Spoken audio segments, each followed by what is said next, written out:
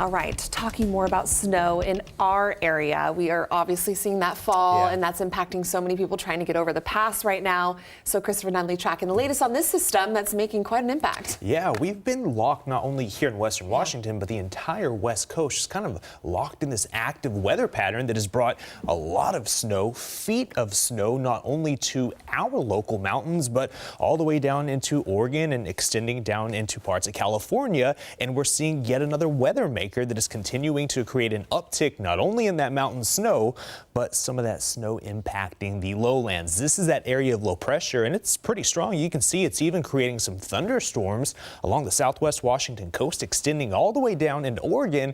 But the good news is this is actually going to meander off toward the south and west over the next 24 hours, and that's going to improve our weather conditions by tomorrow. So if you like the sunnier skies, we have more sun breaks in the forecast late tomorrow morning throughout the afternoon hours, and that is going to increase our temperatures by at least a couple degrees. We're going to see highs in the upper 40s, maybe 1 or 2 50s for southern parts of Puget Sound. 47 here in Seattle, which is a touch warmer than what we saw today. We should be at 52.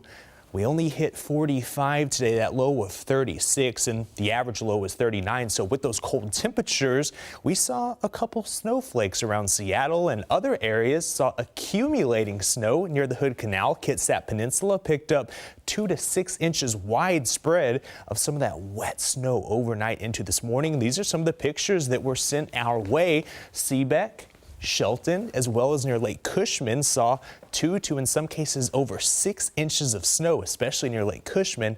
Yeah, that cold air, that moisture just continuing to overspread the area. Now, the snow has really let up near the Hood Canal and the Kitsap Peninsula. Those temperatures have warmed up, the moisture's decreased, but we're seeing some heavy rain at times for the southwest Washington coast, but that should stay largely confined to Pacific and Grays Harbor counties throughout the evening hours and should start to gradually tape off. Temperatures tonight are going to be cold. We're going to fall into the low to mid 30s with a large part of the Kitsap Peninsula, southern parts of Puget Sound falling below freezing. So that means any residual moisture on the roadways is going to freeze. So you want to make sure you're playing it safe tonight. And before you grab the cup of coffee tomorrow morning, you head to the morning service. Be cautious. There could be some slick spots on some of the roadways.